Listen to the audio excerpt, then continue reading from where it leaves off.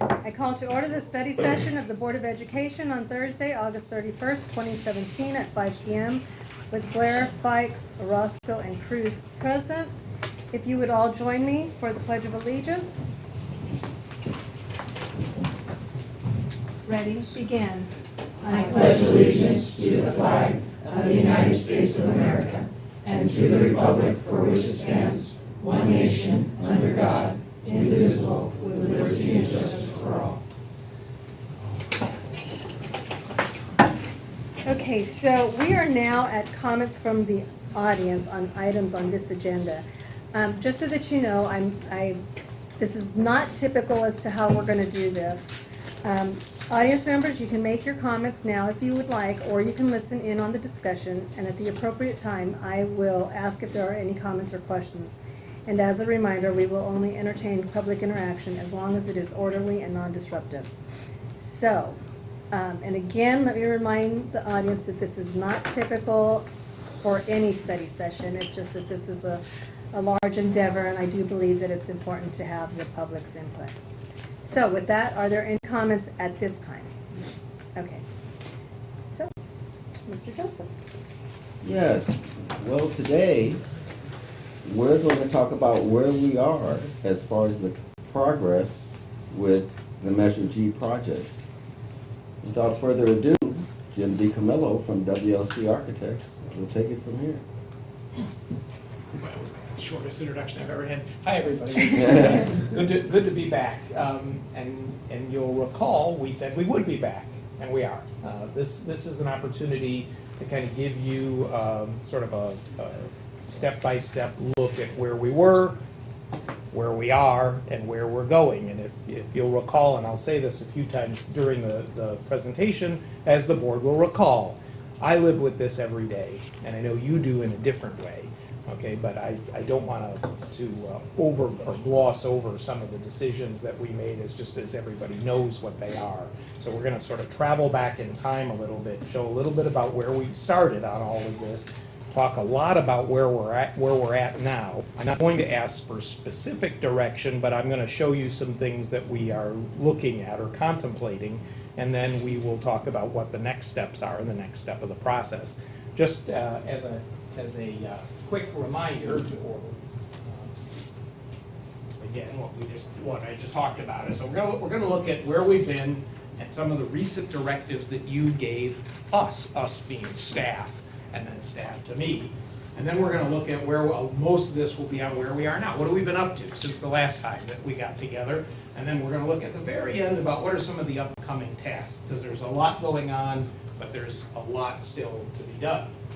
So real quickly on where we've been on the timeline of things, if those in the audience, but certainly the board will recall, we started down the process of creating a facilities master plan in March of 2015.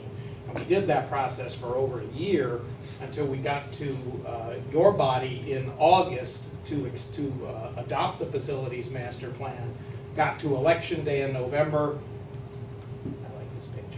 And election certification, that's a G, and election certification a few weeks later. And then we had a couple of what I call implementation plan workshops.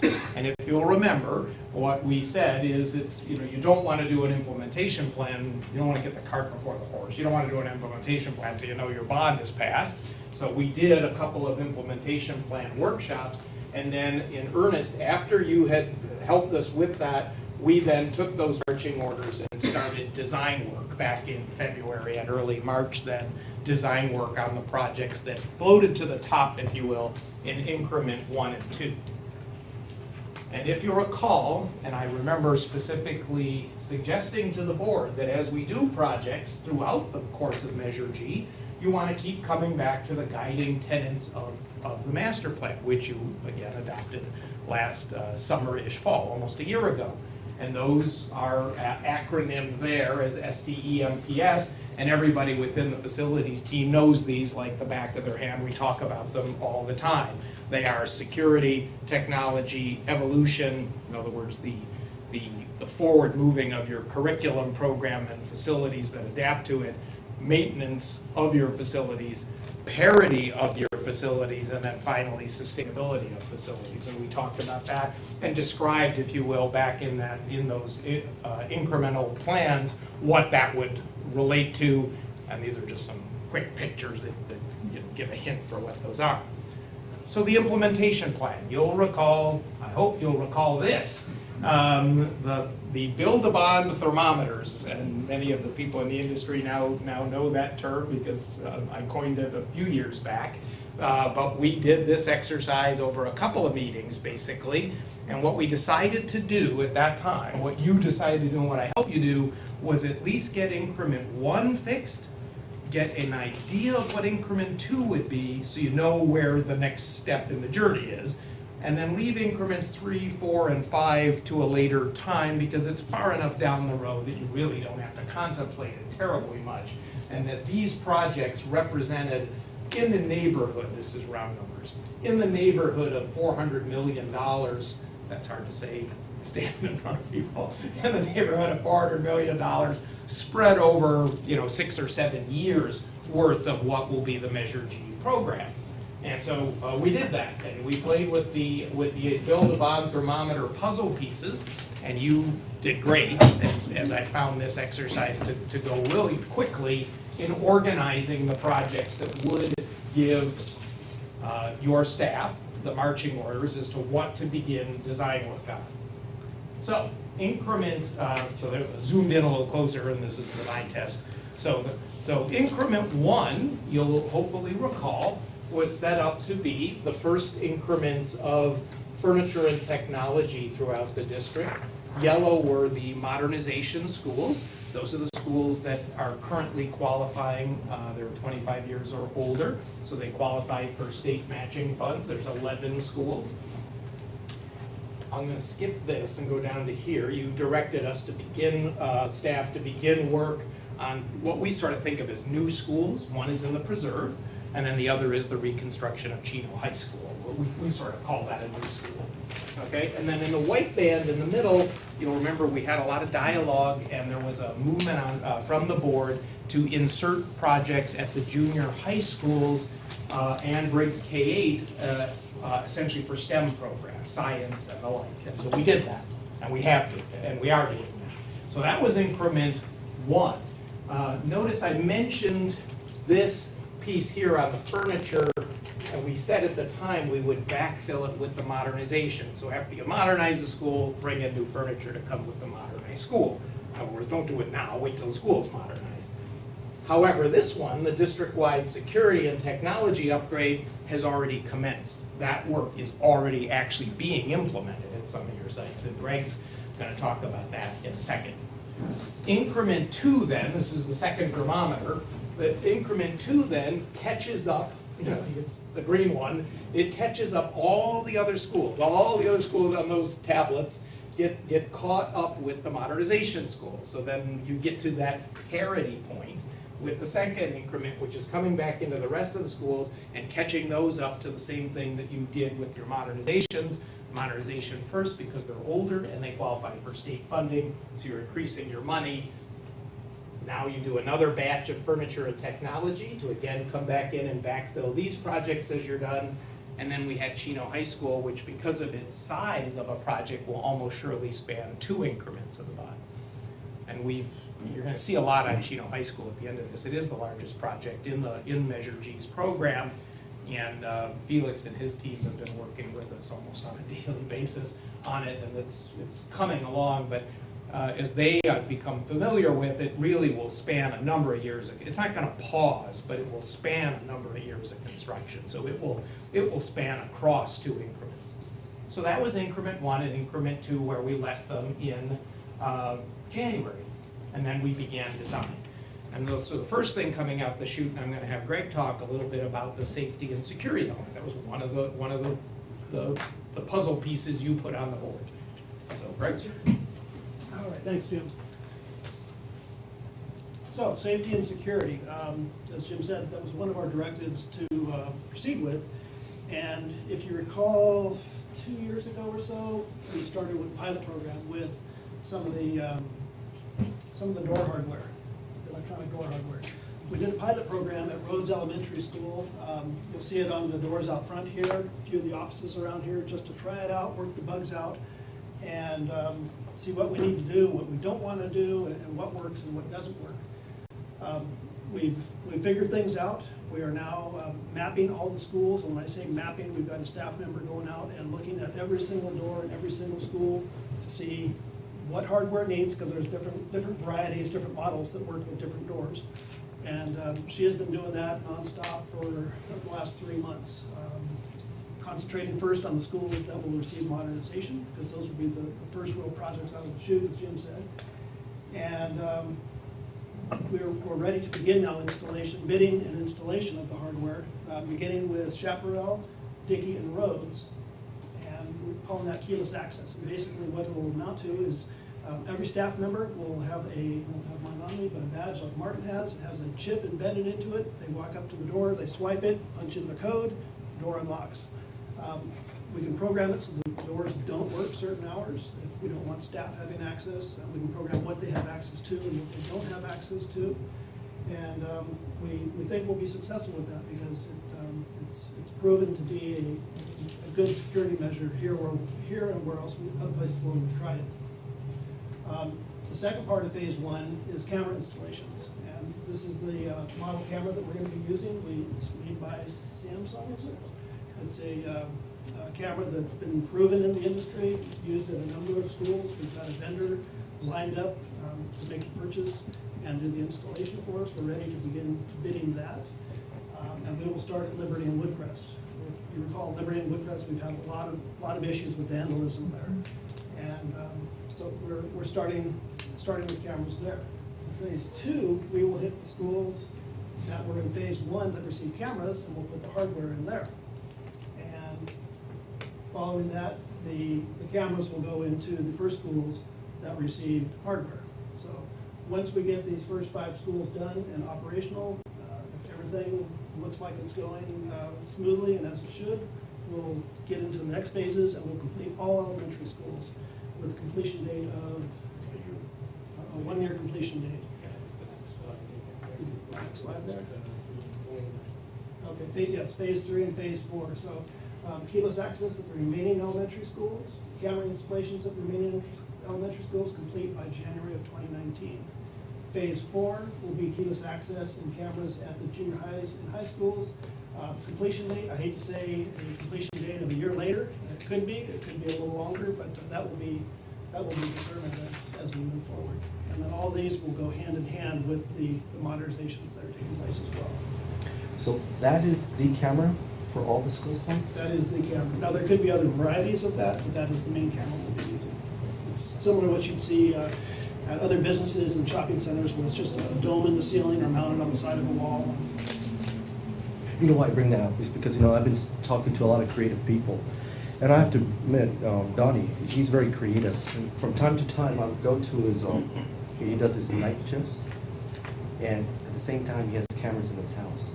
So with this, if you could imagine having audio too, having somebody sitting down looking at all the school sites, 24 hours, even not only at night, but also during the daytime, you could also be proactive with kids that are doing things that they're not supposed to. There are So features. there's so much creativity. Yes, there are features available that we will decide which modules we want to go with, but we can talk to people through them. We can record if we have a full-blown station that's got screens of all the different cameras. And then you won't have to go at night anymore. Maybe not, but yeah, we hope to be able to do that, but of course, that all comes with a cost as well. Okay. So then this is sort of the first project. WLC isn't actually involved in this at all. This is going on directly with the district, but it is that safety and security tenant, one of the 6 guiding principles of your program. Hopefully what I will continue to do is keep driving home there is a logic to this. And you'll recall when I did the presentations, I told you we'd be back because there is a lot of logic involved in this, in the way that you tactically plan things, because you can spend a lot of money kind of going hither and yon, or you can do this in a very structured way. And what I said back then, I believe still holds true, is that you are going to run into a couple of decisions to make that are sort of tactical in nature. They're not political, they're tactical. Is this not better, when you get into the weeds of it, to do this way now? And you don't know those questions yet. And we still don't know all of them, but I am going to approach you on one in this presentation. And it's somewhat connected to modernization. So the other big piece of the puzzle, that on our puzzle pieces that we're in increment one, were the modernization schools, and they are these. And I love your comment about the cameras. This is approximately a third of your district. So you can imagine if you had 3 times as many of those sites on the screen, trying to observe all those cameras. You'd have to have an eyeball like a fly, you know. This is almost 1 million square feet of buildings, and we are in full-on production on final construction drawings of 1 million square feet of modernization right now. Those are the schools, and those are the ones that qualify. The elementary is here, the junior highs, which are sort of twins, and then Ayala High School. And again, this is the permanent square footage, and that qualifies for modernization, and that's why we chose it, because there's state matching funds available. So, not a sexy picture, but intentionally inserted. We have gone to every single one of those 1 million square feet and photographed every single surface in those buildings. We do not have to visit your schools anymore. My team has gone around for months over the spring break, I guess it was, and have literally photographed every single room in your school. Why do we do that? Because there are existing conditions, and we don't want to run out there every time somebody says, is there a paper towel holder on the wall? We have a digital record of all 1 million square feet. It also is a record for your eventual contractors to know the existing conditions when they started on the work. What we start from, what do we have to do? So what we're about is all of your sites have now been, again, work in progress. Where are we now? They've all been, topographic surveys have been done of all your sites. Why? The DSA is very much so concerned about what's called the path of travel for ADA. One of the things you have to do with modernization is fix the path of travel from parking lots to offices, and so your sites have to be surveyed. That's been done. CAD base drawings, complete of everything. These projects are all digitized and in full-on CAD. Room by room site walks have been completed. The DSA drawings are now in full production across about 8 offices around Southern California. We've got engineering system assessments going on with Martin and his team in maintenance and operations. We've had blueprint reading seminars, that was a lot of fun actually, with your maintenance staff so that they would be prepared for this effort. And we have received input from those departments as well. So these projects, that 1 million square feet, is in full-on production. And this is just an example of when we say full-on production, they're not blue anymore, but we're drawing blueprints is the point I'm trying to make. And it was mentioned, I think, at our last workshop. Jim, could you talk a little bit more about what we'll be doing? There's 3 sort of sets of things you'll be doing. One will be what I call the have-tos. It's a technical term. That means this is stuff you have to do. You don't get a choice. ADA path of travel, ADA not average daily attendance of Kids with Disabilities Act. Okay, restroom and hardware upgrades. And then fire alarm upgrades. Codes change all the time, and they certainly have in the last 25 years, so you have to bring these things up to code. Then there's a layer right below that are sort of district have-tos. You don't build a house on shifting sands, so we will be coming in and doing those projects, spotty HVAC replacement. You've been living as a district between Measure M and Measure G. And so there are some schools, though, however, that still are in need of HVAC replacement, lighting replacement to LED lighting fixtures. That goes to the sustainability tenet of conserving energy. Roofing replacement and piping replacements, which you know in the district have been an issue. So those are all sort of the backbone stuff that most people don't see, but keep the building dry in the rain. And then you get to the facility upgrades level, and the facility upgrades level is going to be mostly, and we've done this before in your district on Measure M's modernizations, it's mostly an interior renovation.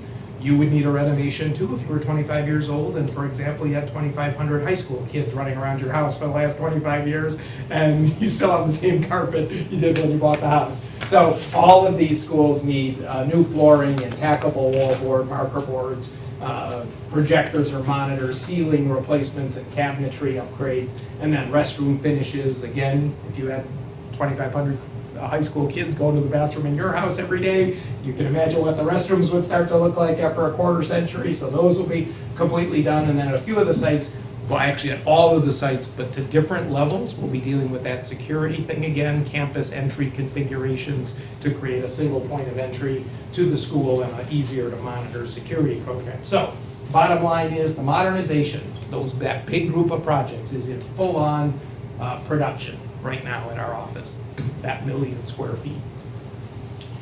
The next group of projects, and this is the white group that you inserted on the thermometer, are the campus additions.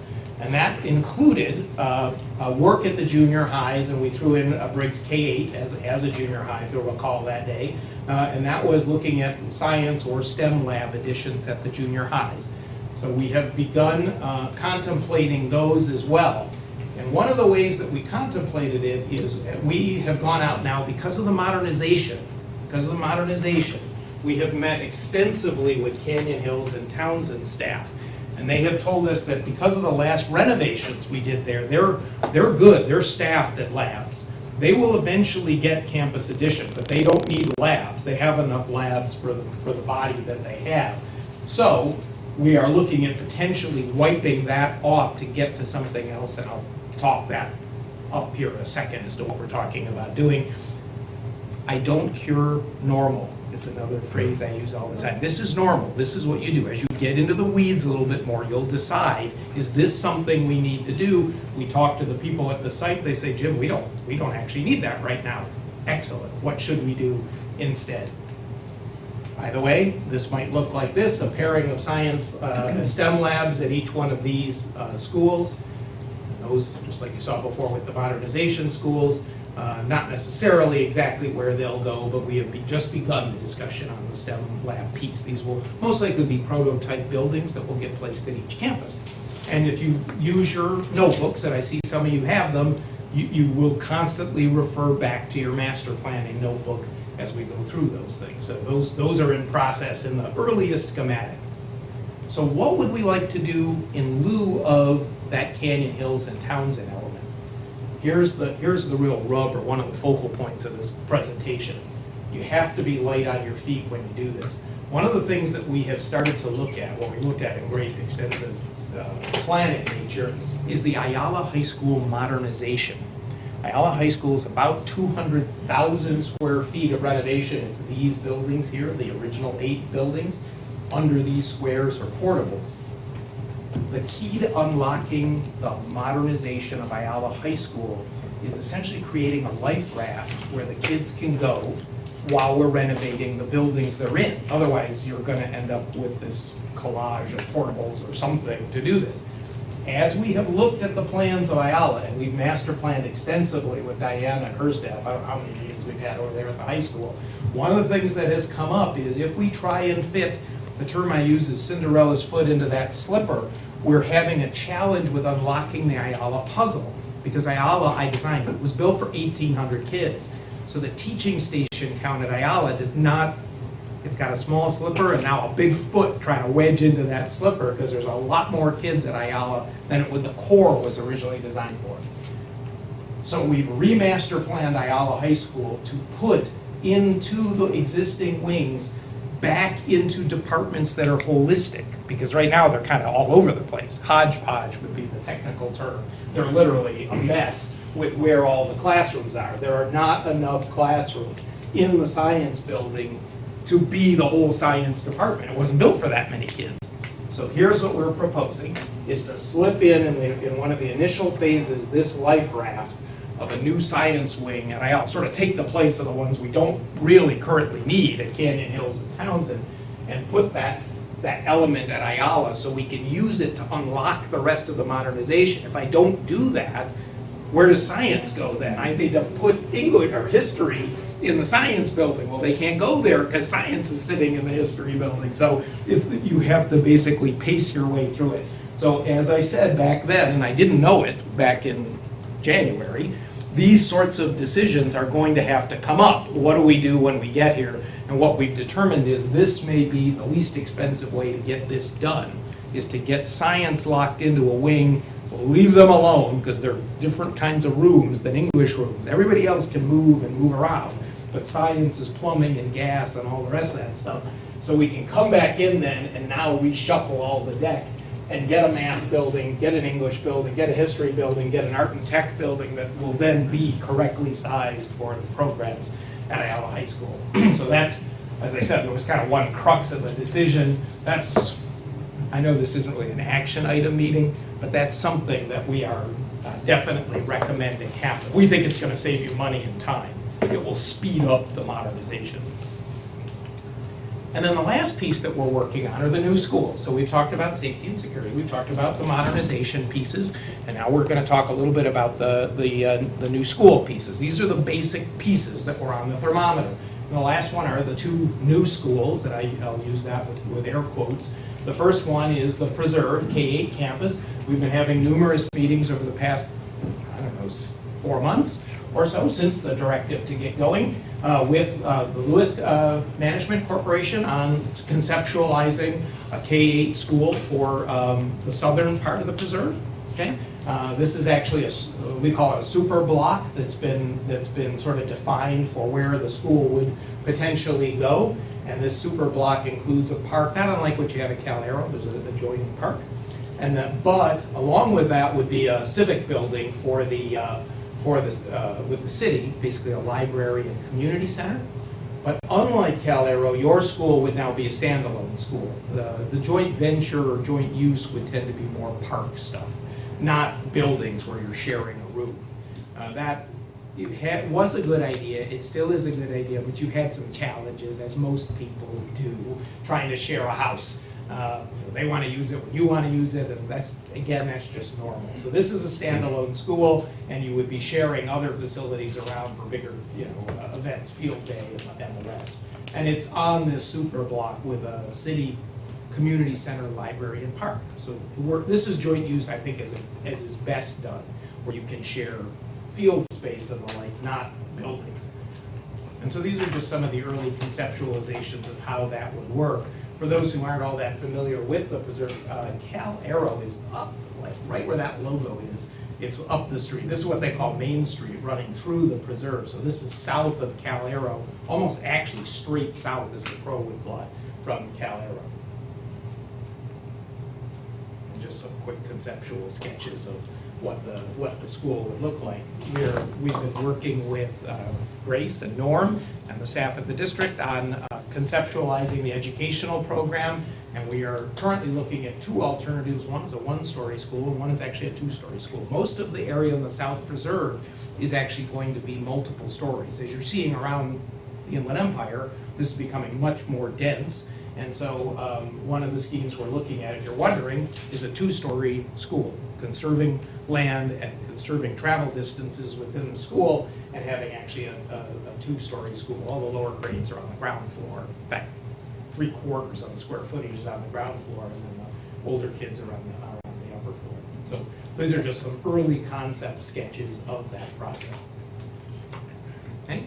And then the last project I'll talk about is the Chino High School, what we call reconstruction. And for those who aren't all that familiar, reconstruction means it's gone. We're not rebuilding it, we're replacing it. So Chino High School is going to be completely replaced. We love this. This actually has come out of our committee process, and I cannot say enough for Felix and his staff at the high school. They have been phenomenal in terms of their dedication, their input. They've given up summer breaks to meet with us. They've been absolutely, if I could take them everywhere, I would, as a user group to work with. But I'm not saying that because Felix is sitting there. They've been great. But if you'll recall, I did say this was probably going to need, well, it is going to need to be done in 2 phases. just like Ayala, unless you are gonna move everybody to Connecticut for a few years, we're gonna have to do this and keep this school open. And so the plan that we have designed does just that. It keeps the school open. This area of the campus will pretty much not be touched. The eastern edge of the campus is gonna remain. That we're not rebuilding most of what's on that side of the campus. This is one of my all-time favorite shots. This was the ooh and ah sort of paparazzi moment with the staff at Chino High School waiting to see what we would, you remember that? It was a classic shot. Everybody with their cameras. I think they were waiting for a magic trick, but it was really just us working on the plans. But again, they've been absolutely fantastic. We've been all through the school. We've met with every department at least twice. And we have begun to create some imagery for the new Chino High School. It is not in a snowstorm. This is just a study model that we had created of the campus. We have gotten pretty far into this now, and again, you'll see that same thing. There's the sort of eastern edge of the campus that is that's not constructed upon. The existing buildings sit right under here, and so the school will essentially be built in two halves. I've mentioned this in numerous presentations. It's not unlike building an NFL stadium. A new one, you're going to build the new one in the parking lot, tear down the old one and put the parking lot where the stadium was, because the team's got to play somewhere, except in LA where they just come up with places to play. But here we're going to do it that way. We're going to build the school in the play fields on the north side of the campus, tear down the old school so the kids will remain in the campus the entire time during construction, and then we will come back and put the fields on the south side of the campus. Some of the earliest conceptual renderings of what that looks like then when it's not a snowstorm.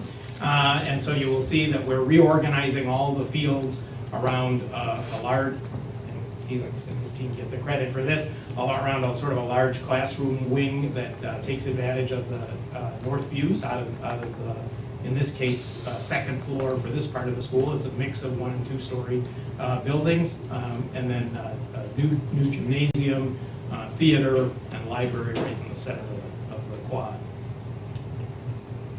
View from the south, and transformation into the actual design. If this works, and I say if, I should be able to do something with this.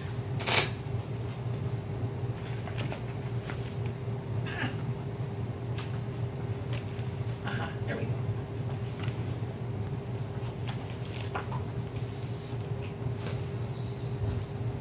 So, welcome to the new Chino High School.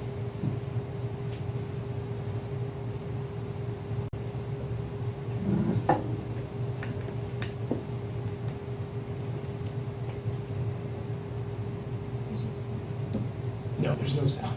We sometimes put music.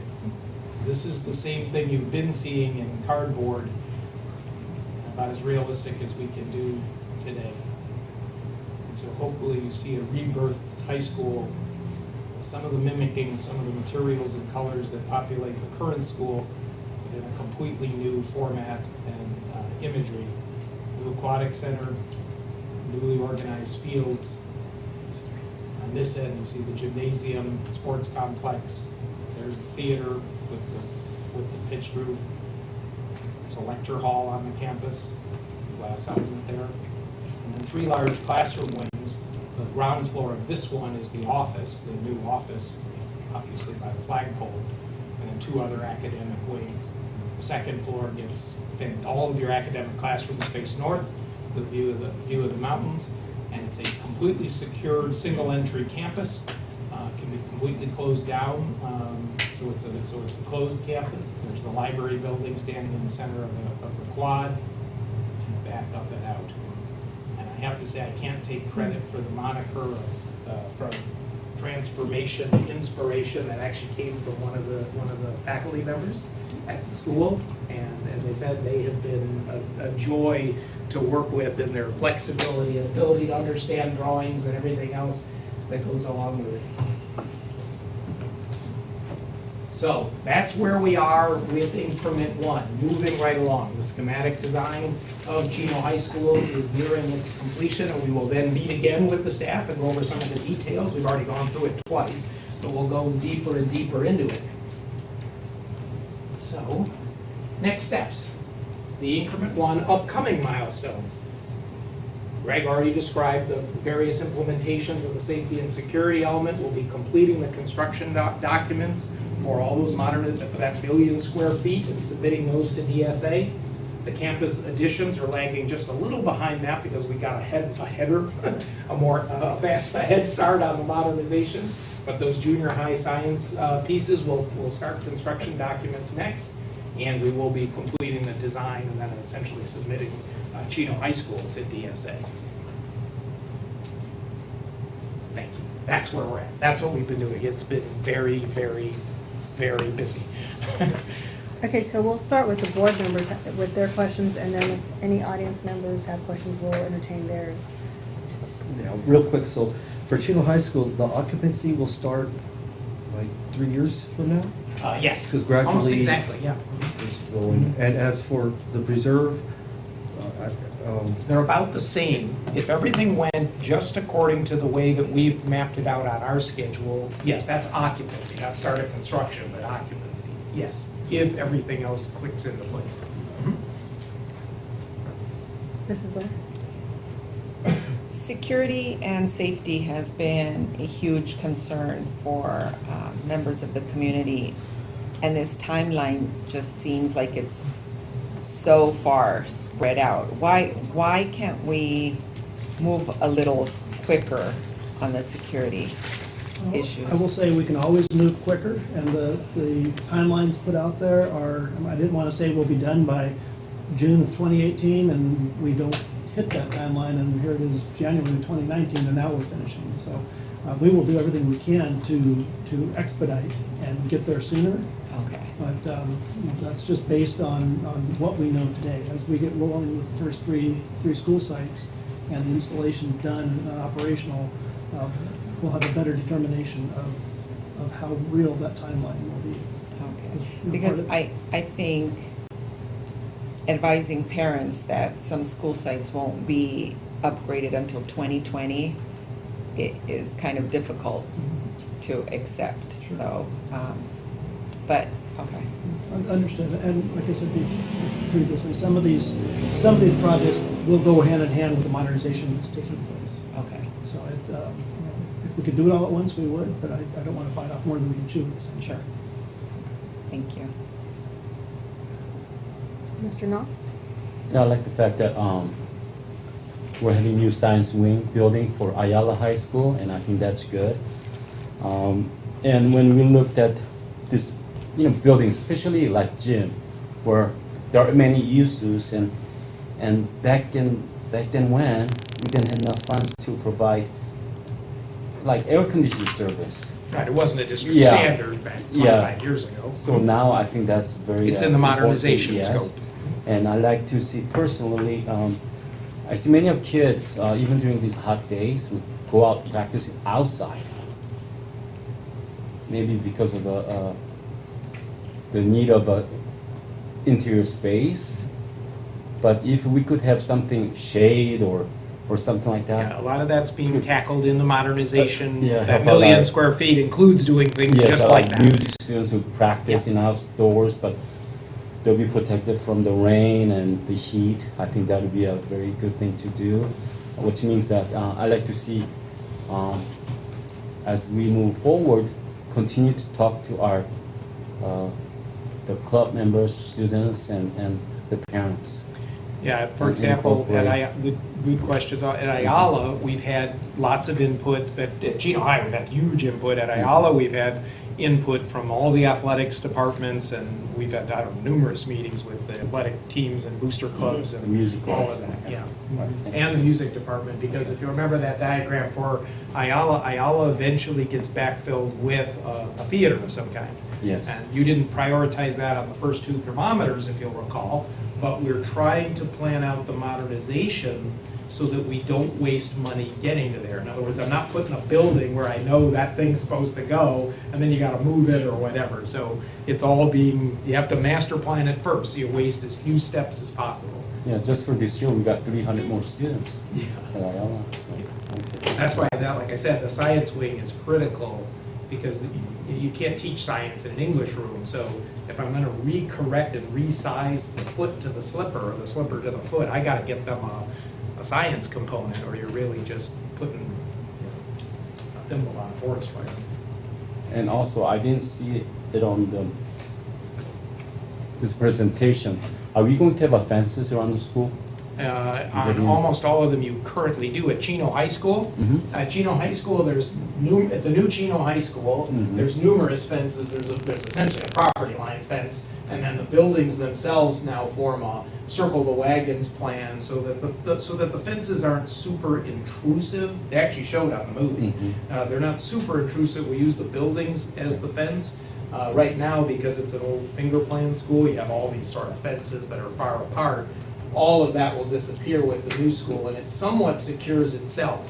But the answer is yes. There are security fences that secure the inside. Because during the time of the 24-hour watch, I happened to visiting schools, and we have watched people on their skateboards coming on campus, like We 1, won't be 2 in able the to do that at the new morning, Chino. and these were not youngsters. Yeah. Now, we use the buildings as your fences in most cases. And, the inner quad is very observable from, there are staff workrooms that we plan that look at the quad, so that there's an ability to supervise what's going on, even for the normal day, even when there's people that are supposed to be doing what they're supposed to be doing. There's been a lot of discussion, like I said, it's been really intense. Yeah, and my last thing would be, if we would have some type of a special type of painting that resists graffitis and. Yeah, they do make those. In fact, they're getting much better. For example, your neighbors at Chaffey High School District, we do Okay. most of the work there. They've been, I was showing Greg and Martin, they've been very happy with the new product that they use. Yes. It works, yeah. I mean, the technologies change. Yeah, so we like to Yeah. have that option. Yeah. Okay. We do all of their buildings in it now. Okay. Mr. Rock, can I also add to, as Sure. far as security fencing goes, Martin and his team, they've done a fabulous job of getting our campuses secured and to try to create a cattle chute, if you will, so people have to check in at the office, and they don't just have access to walk into the campus. He's currently working on a project at Chino Hills, at the side of the school where the pool is, because you can just kind of slip right in there if doors are open. We're going to do some fencing and some gates in that area. And a lot of these then will go hand in hand with the modernizations as well. Okay.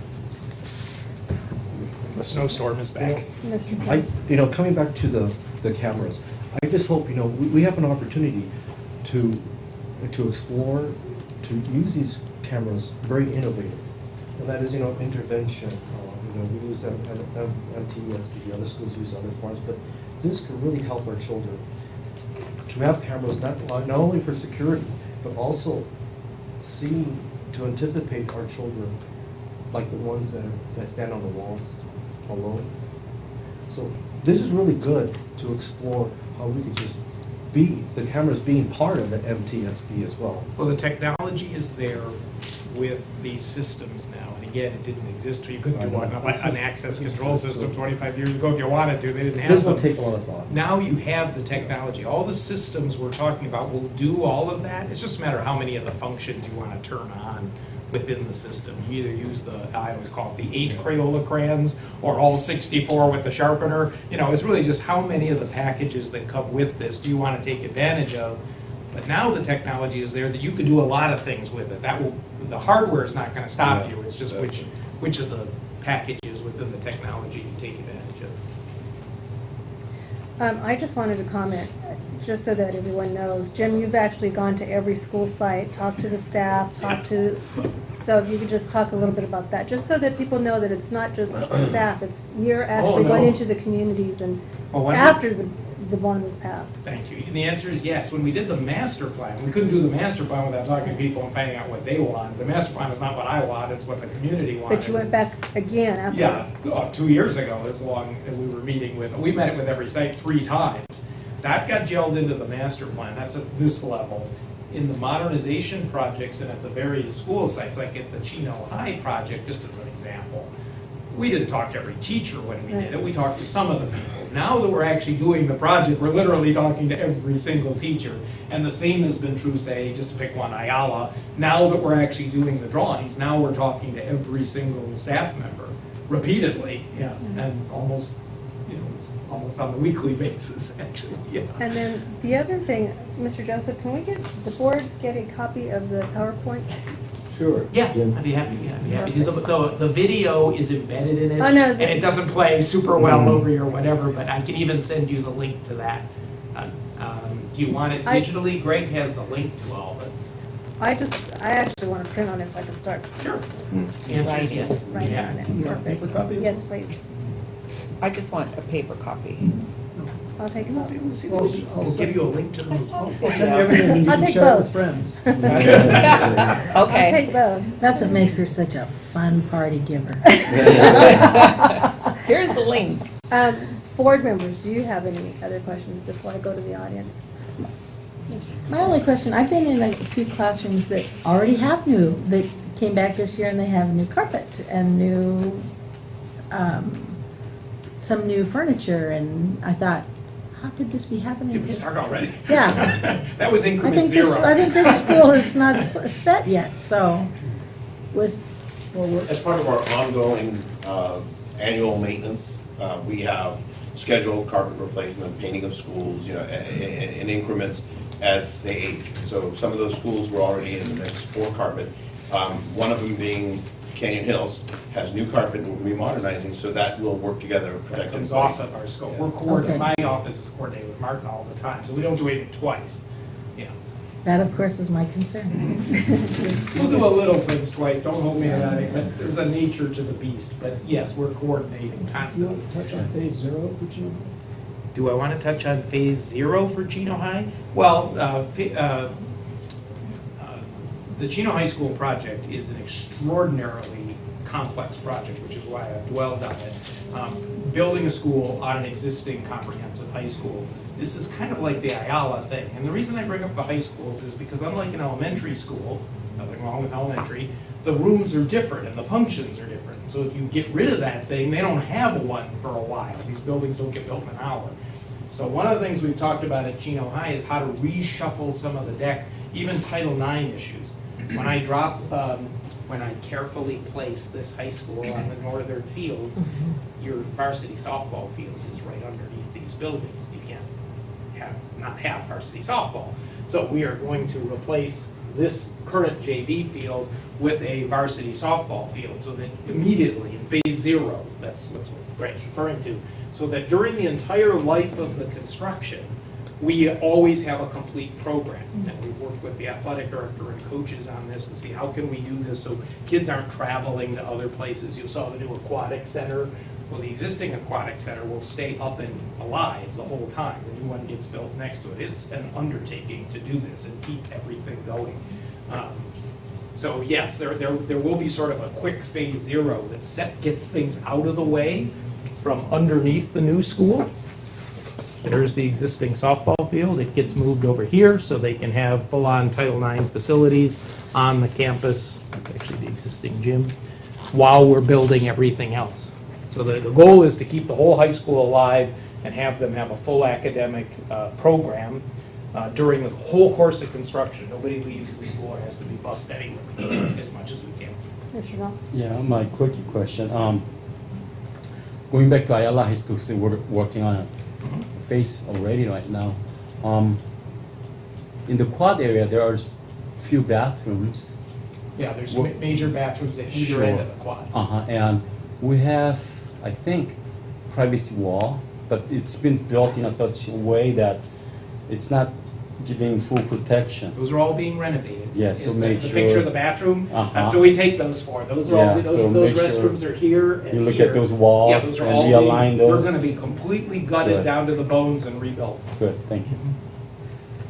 And just real quickly, this project is going to last for 20, 30 years, the phases. Chino High School? No, all the phases. Oh, all the phases? 0, 2. Well, not 30 years, but maybe thermometer. I'll use the phrase one more time. As the board will recall, you sell these bonds at the discretion of the board. They're not automatic, they don't domino fall. You will vote every time to sell the next series of bonds. So I shouldn't scoff at the 30 years. This could take 100 years if you don't vote to do the next 3 thermometers. That's up to you. So yeah, currently you voted for the first thermometer, and that's what those projects you just saw, at million plus, actually it's almost 1.5 million square feet with all the projects. You voted for that to get going. You'll then vote in a couple of years to do vote yes or no to do increment 2, which are all those green schools. That's basically the rest of your district. And then there's an increment 3, if you'll remember we did, an increment 4. And you can reshuffle those. You can reshuffle increment 2, but we have to get started on increment 1 or you never get anywhere. Okay, so now I'm going to entertain questions from the audience. If you have a question, if you wouldn't mind standing up. Thank you, President Rob, for a great presentation, Jim. Thank you, Kevin Cisneros, Measure G, Citizens Oversight Committee Chairperson. I have 3 questions or comments. Perhaps I can just ask them consecutively and then you can address them. In regards to security cameras, although security cameras can act as a good way to identify a criminal after they commit a crime, it doesn't always act as a great deterrent.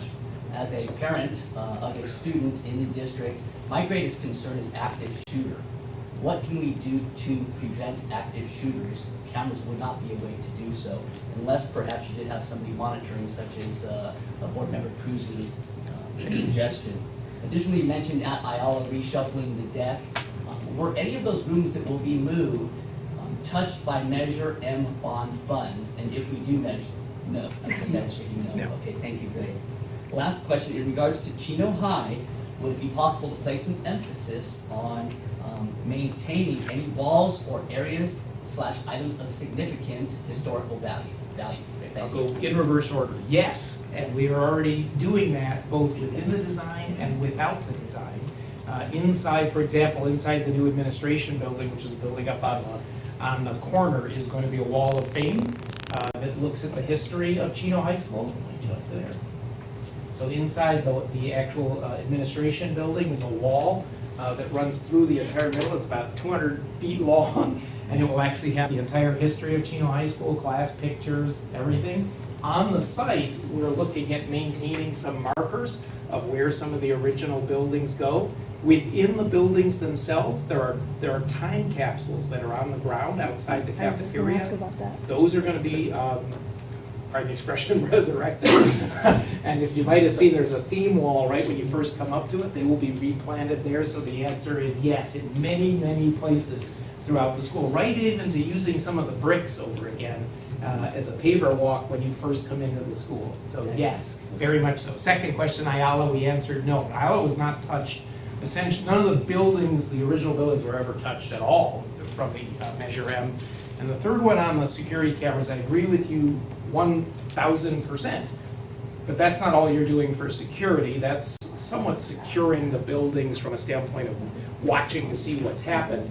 The best thing you're doing for security, in my professional opinion, is looking at reshuffling the entries and the fencing and what we call a single point of entry concept to the campuses. And when you see it done, you'll say, wow, this makes sense. And you'll also remember why we really didn't do it before. Nobody really thought of this in school design, but it's very prominent now where you basically have to go by a front desk to get into the school. I recently visited the recently renovated, forget the name of it, North End School in San Bernardino, where the lady was shot by her husband, actually. And that was renovated over the summer. And what they did there was actually pretty economical, but very creative, including, I couldn't get on that campus without showing my driver's license and having it scanned, and then a picture of that driver's license wore around with me on the campus when they knew I was there and why I had an appointment there, but you can't actually get onto that school grounds now without that. So there's other, cameras are not the only thing. There's a lot of things in the security that we're working on behind the scenes.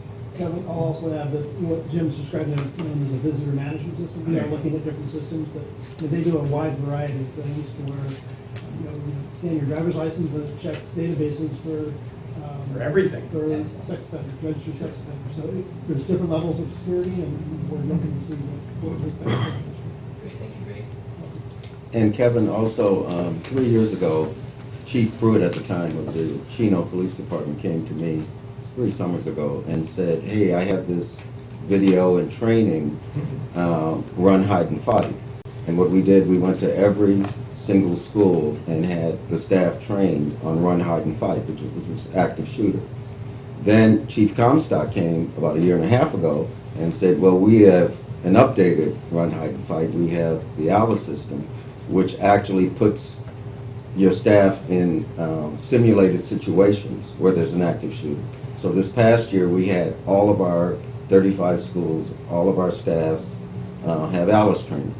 So we're taking it seriously as far as being ready for an active shooter situation. Thank you.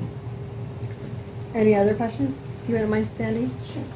My name is Krista McKinney. I'm a Chino Valley resident and parent at Keller Preserve Academy. In our span of 4 years at the school, we have had some near misses with active shooter, a gun on campus with a middle schooler this last year. And that is of great concern to us. Our campus is an open campus. The design of the campus has an office situated in the middle of campus with 2 large gates that can be accessed by a vehicle or by any individual. I have been on campus numerous times. We all know policy. However, parents enter campus, community members enter campus, and there's no patrol. There's no one watching these gates. A knock on the door simply opens the door by a student in the classroom. So, I'm sorry, I have public speaking issues, I apologize. So in keeping with the voice that 2020 is unacceptable, in my opinion, single entry points or locking gate system needs to happen before a 3-year time span. You know, all it took for that school to modernize was one episode or event. A child was harmed, a faculty member was harmed. And I would hate to see or hear that of our, you know, our wonderful school district. So in just echoing the voice of my fellow parents and concerned faculty, I'd like to see change prior. I'm happy to hear that we're doing these updates in phases and that the first 3 schools will be going along with modernization, but that doesn't address the issue at hand and the legality that can ensue or come about from one single episode. And a simple locked gate and a phone number to call, or a system where the office is notified that somebody's there, buzzing gate, where we've had some change to the current fencing, a welder come in and put in the system, would help with security, and I think that would be invaluable to our students. I have been on other campuses as part of projects or serving through the organization that I work for, and I've noted that some do have a point of entry or a front desk check-in. I personally have never been in an open campus system, and I am fairly young and went to schools that were built in the 50s and 60s and were modernized for security before recent events have happened. So it's a little concerning to me that we haven't done more to secure our campus personally, and seeing that there have been multiple near-miss episodes or events that could have come into a lawsuit, litigation, or harming one or more children or faculty. I really would like you to think about possible temporary economic solutions just to get parents on board or feel that we're supported in our students' safety, and also for faculty. We never know who will enter campus, and I think it's essential that we address these concerns more promptly in 2020 or roll out for a newer school at the end. Thank you. Thank you. Any other comments? Yes, sir. Hi, my name is Sergio Robledo. I'm from Ayala High School. I'm a art department chair and art teacher there. I noticed the enthusiasm you have in the communication with Chino, and it's awesome. And at Ayala, I know we've had one opportunity where we got to meet you and you went over some what might come in the future. But as far as like having the opportunity to give input, I mean, Yeah, that's coming. We've had actually numerous meetings with your leadership group, with your principal and vice principals in the conference room up in the office. We first have to set all the pieces in place. I promise you, we're not ignoring you. I promise you we'll be back. I first have to find out where you're going in the campus before I can come in and say, okay, what do you want in your room? And so that was the point of this, is that's a variance from the workshops we did in the spring, is I gotta come back to these good folks and say, hey, help me out here, I gotta do something at Ayala, because I can't solve this knot without doing something. Hopefully that. so there's still conversations that are. Oh, absolutely, yeah. And you mentioned, you mentioned about his excitement about Chino High, which is true. Yeah. But he built Ayala, so he's excited about Ayala. I'm an honorary graduate. Okay, so, Okay. I have a T-shirt from opening day. I have a last question. Yes, I agree with her. Last year, matter of fact, I was talking with the staff members at Preserve, and supposedly we were brainstorming where we can place our front office as a point of entry, as a one point, but we weren't able to do it. We're thinking about that, we're wishing about that, but I think you're more professional in this business. I think it is very critical that if we could find something like that, not later, but now. Some of your sites are more challenging. Yes, I know every site in the district's like the because back as of my we hand, have yeah. placed the science wing, I mean those buildings without the pre-plan, because we just needed to do that. And I think this is a great point where, since we have help from the expertise from all these construction companies and design companies, we could move that. There'll be I different, wish. there'll be different orders of things. Some Uh-huh. things you'll want to do is do the, these comment. I'll Yes. say because you said you were.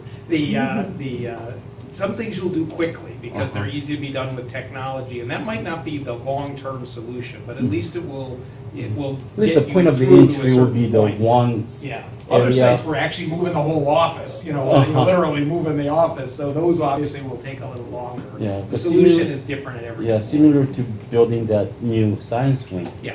Yes. Yes. May I add that I do understand that's in the proposal, the Lewis Company's design of the school campus. They're gonna get there'll be a second school. Was for the entry though to be at the front. Oh, the original Calero, The okay. original school on our property down there, which would take lots of money, time, budgetary constraints. You have other projects going on. Obviously, that's a priority, maybe somewhere in the later phases, but not, it doesn't seem at this point that it's even a point of contention. There's no plans that have been in the mix.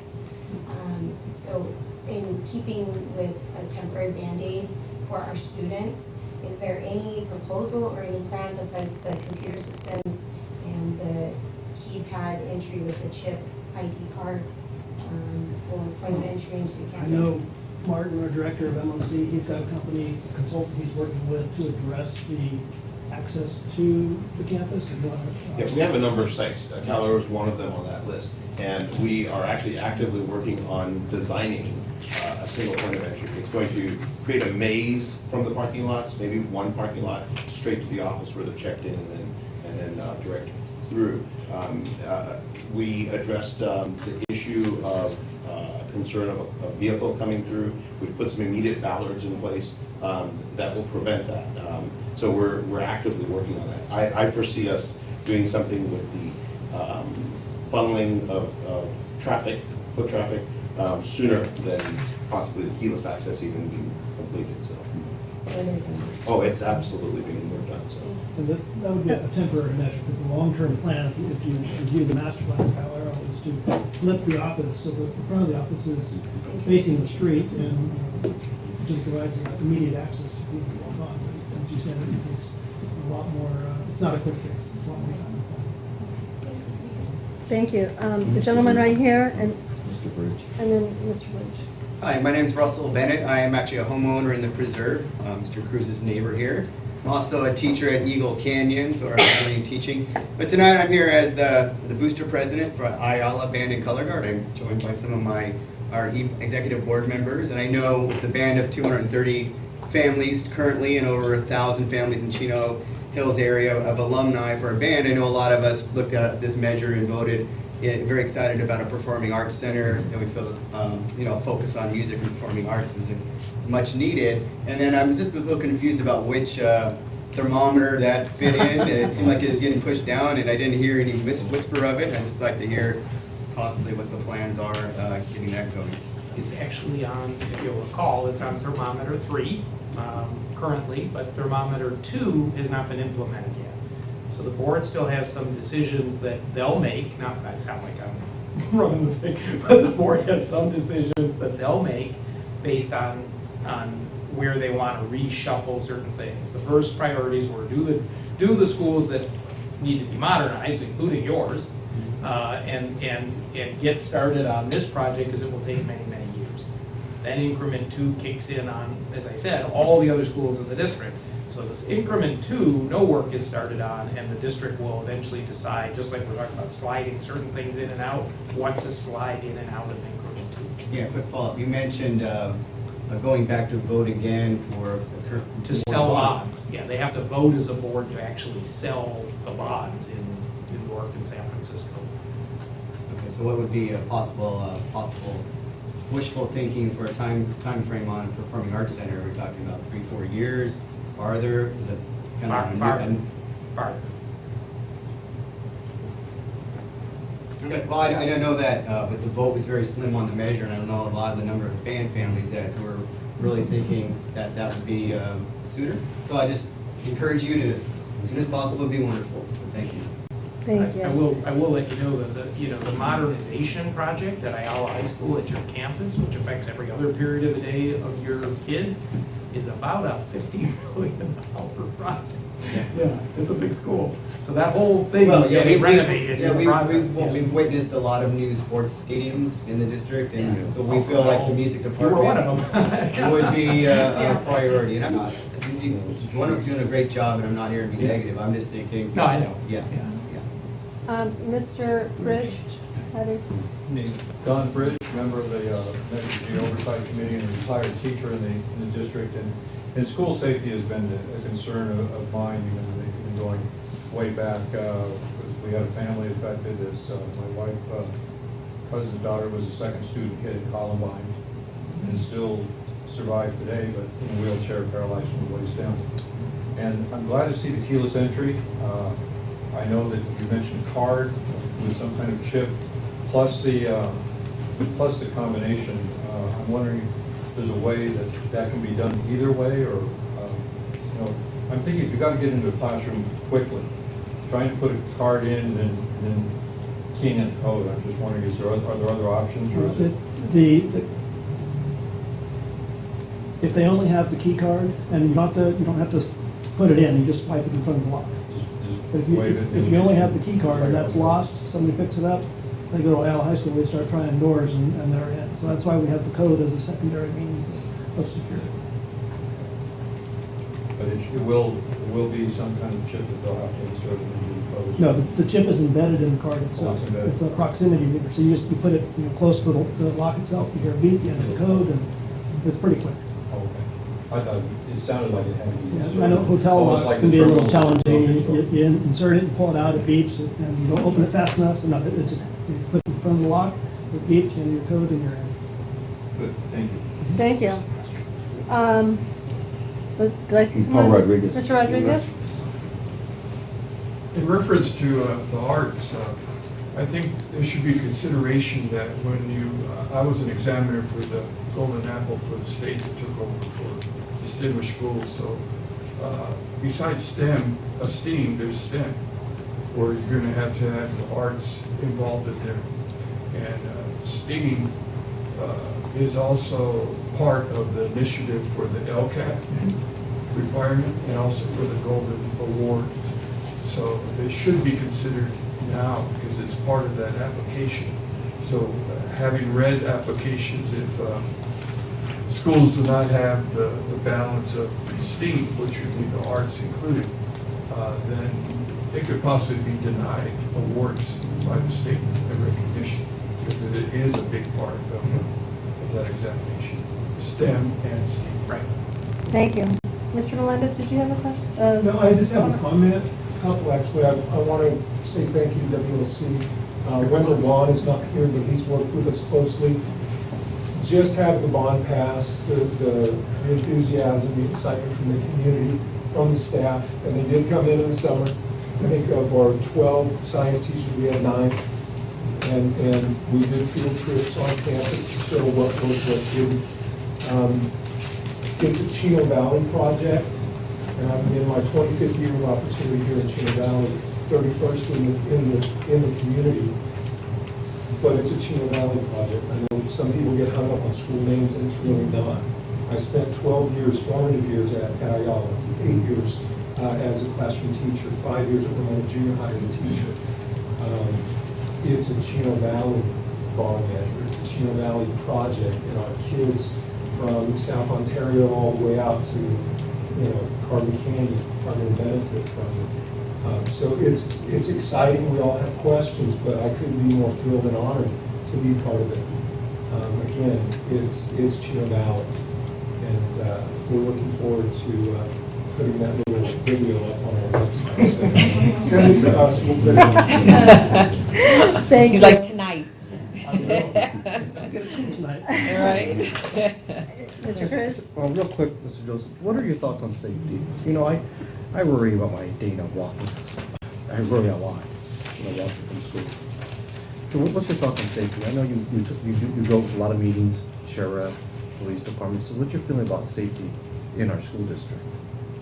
Well, I think safety is a concern nationwide, okay? And we can't anticipate everything that's going to happen. Safety and security are always something that's at the forefront. We normally think about active shooters because that's something that makes the headlines and has made the headlines since Columbine. I gotta tell you though, my main safety and security issue is a massive earthquake during school time. Because I have 35 little fiefdoms that have to survive without communication maybe, without parents being able to get there, with maybe the principal dead, the assistant principal dead, where's the morgue, do you have food, do you have water? Okay, that keeps me up at night, okay, when I think about are we ready for a massive kind of destruction, that's going on now in Texas, let's say. And so, yes, the active shooter is something that we're training. We're going to do our best at each site to put things in to help with that. But there are things that we can't foresee, like an earthquake coming, that I really want to make sure we're ready for that, okay? Because who knows how long it'll be before someone can get to the school site. Then you have staff members who are going to want to get to their own children, and that's the kind of horrendous thing that goes in my mind, all right? So we have to make sure our school sites are ready with materials and blankets. And is there a designated morgue? Is there a teacher who's going to be in charge when the principal or assistant principal goes down? We have to have those kinds of safety plans ready to go as well. Did I answer your question? Yeah. I didn't want to be morose. No, I wasn't. You're exactly Okay. right, the earthquake. Yeah, They yeah. expect something big. But I think Texas kind of, right now, shows you when natural disaster hits. It's terrible. Mr. Rodriguez, you have another question, comment? Well, in support to what Mr. Joseph is saying, it's all, priorities are based according to statistics.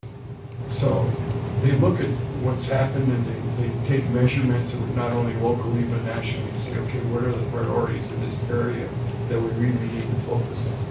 So every one of them is important, but it goes by stats, and then we work with that. So it's not saying that a live shooter is not important, it's, well, what's the likelihood statistics? Thank you. Board members, do you have any other comments or questions? No. Okay, so with that, WLC, Jim, I would love to thank you for all your efforts from the building of Ayala to today. Even before Ayala.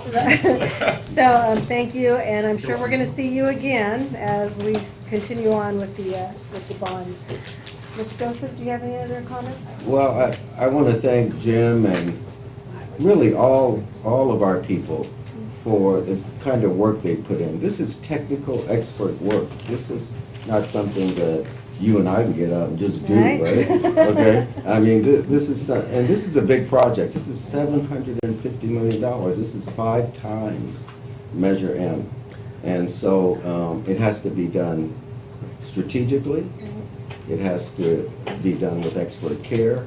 And from what I see so far, I'm very pleased about the way we're proceeding. And for me, it's very important to be transparent. Right. Okay, so with that, I will adjourn our study session at 6:15. Yay!